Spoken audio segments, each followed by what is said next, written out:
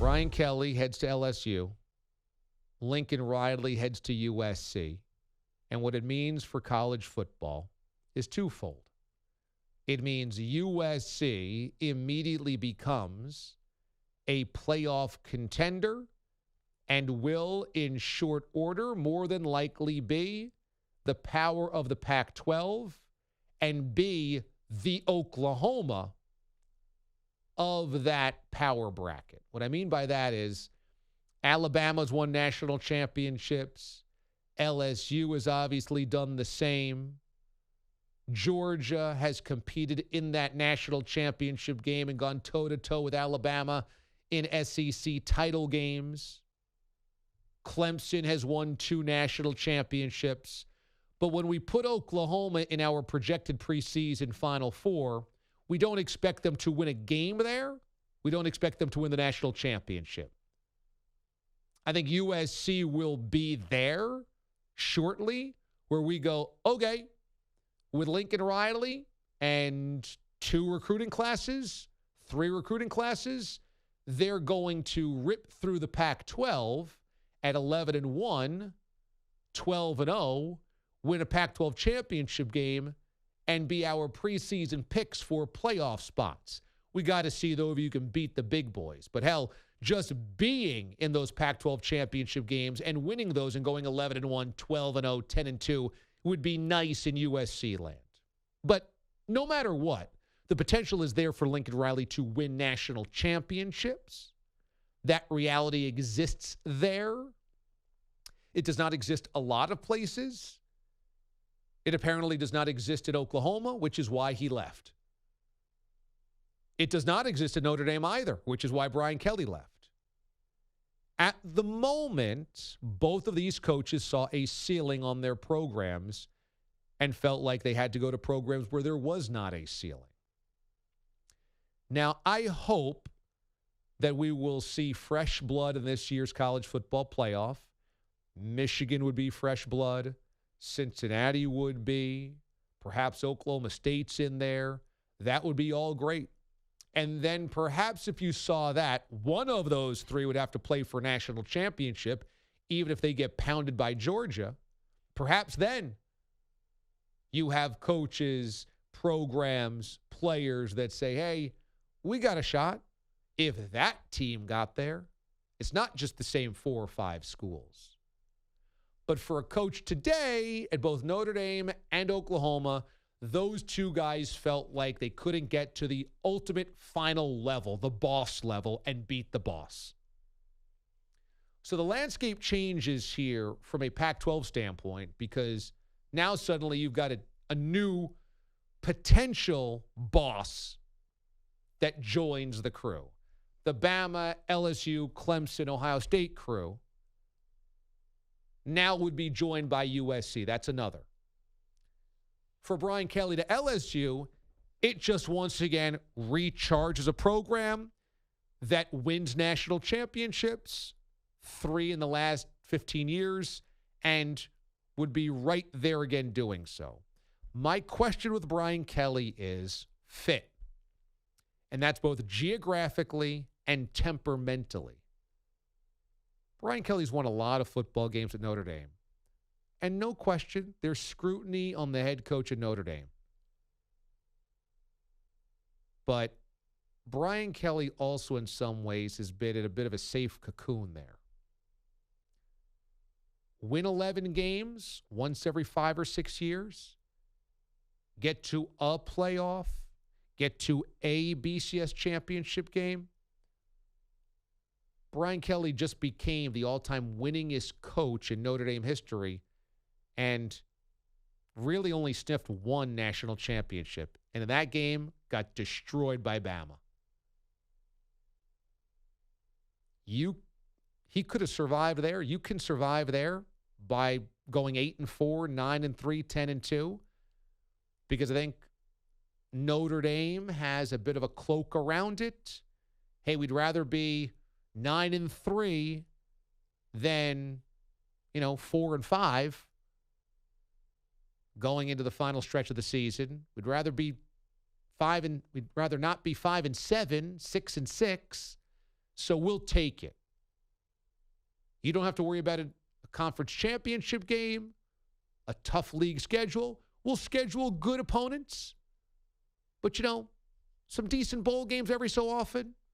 Going to bowl games, that's good. I mean, this is a guy that went to a Champ Sports Bowl, an Alamo Bowl, and he kept his job for 11 seasons. Let me tell you, at LSU, you ain't keeping your job for 11 years going to a Camping World Bowl.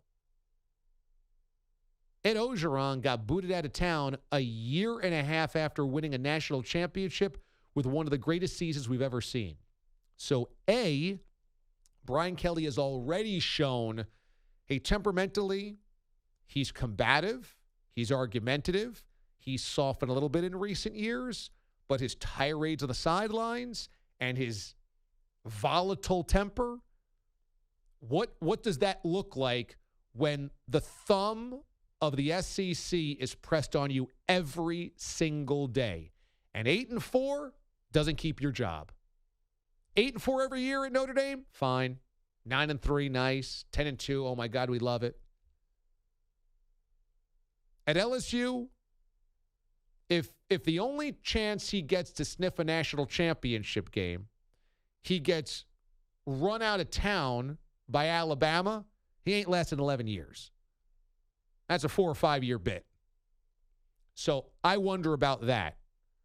What does he think about the intense urgency and scrutiny and at times maybe unrealistic expectations of having to win big every single year? Number two, geographically, Brian Kelly's been an upper Midwest guy. He's been at Cincinnati. He's been at Notre Dame. He's been at Central Michigan. He has not been in the South. He has not heavily recruited the South. At LSU, you don't recruit Ohio and Indiana and kids out of Minnesota and Pennsylvania. Not saying Notre Dame doesn't get kids from all over the place. They do. They can go anywhere and, use the history of Notre Dame. But at LSU, you need to win every high school in Louisiana. He's got no experience doing that. You need to win recruiting battles in Alabama, against Auburn in Alabama. You've got to win them in the Panhandle in Florida, against Florida State, Florida, and Miami. You need to beat Georgia to kids in the Southeast.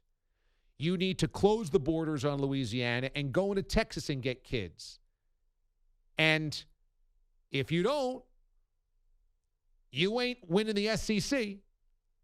The SEC is going to be difficult enough, and you're not winning the SEC West. So he's got to put together a staff that's completely different than the one that he uses right now. His staff cannot be comprised of upper Midwest guys that go to Catholic schools, in New Jersey and New England and Ohio and Cleveland. That's not his reality anymore. He's got to go get kids in a completely new area. How does that work?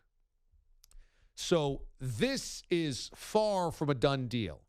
Brian Kelly's a name. Brian Kelly's established.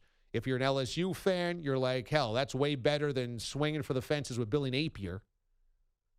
That's way better than being left holding the bag because James Franklin wasn't going to leave.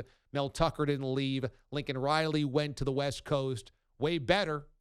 But this is far from a certainty with Brian Kelly at LSU. He's not a fit. We'll put it that way. He's not a fit at all. But doesn't mean he can't work. It just means it's not a natural fit. But, you don't have to sound like Ed Orgeron. Les Miles wasn't from Louisiana. Nick Saban wasn't from Louisiana. Those guys turned the keys and won national championships. Brian Kelly's a better coach than Les Miles, better coach than Ed Orgeron. But look, this is also about fit. LSU is a very unique place. The SEC is crazy. There's no kind of like soft NBC umbrella around LSU. You win because 8-4 in a Camping World Bowl gets you fired. That's the reality of this. I think things will change in the next 5 to 10 years where a coach at Oklahoma or a coach at Notre Dame doesn't feel like he can't win a national championship. I think with an expanded playoff, it's going to open up the door far more. And I think once you have 6 to 8 years of a 12-team playoff or an 8-team playoff, there's going to be 1 or 2 surprises in there. There really hasn't been a surprise in the 4-team era. None of those are crazy Cinderellas. I mean, Ohio State was a 4 seed when they won it, but that wasn't viewed as some out-of-nowhere thing. I mean, they had tons of NFL talent, and they were, coached by Urban Meyer. So I think there will open up the door more. I hope that it opens up the door more so that coaches don't feel like they have to leave to go to one of the 6 places you can actually win a championship. I think for Notre Dame, Urban Meyer, I would say thanks, but no thanks. I'm not interested. Urban brings just too much baggage to the table, and who knows if Urban's willing to leave Jacksonville after a year. Luke Fickell is the obvious choice to try to fill in. If you can get Fickell, it's a huge win. But if you're Luke Fickell, do you need Notre Dame the way that you once did? You're 1 foot in the playoff already. You'll be in the Big 12 in 2 to 3 years, and you'll have an expanded playoff once that happens. Not a bad situation versus going to Notre Dame where you're still not affiliated with a conference. And so ultimately that can hurt like it does this year, not having a conference championship game play in.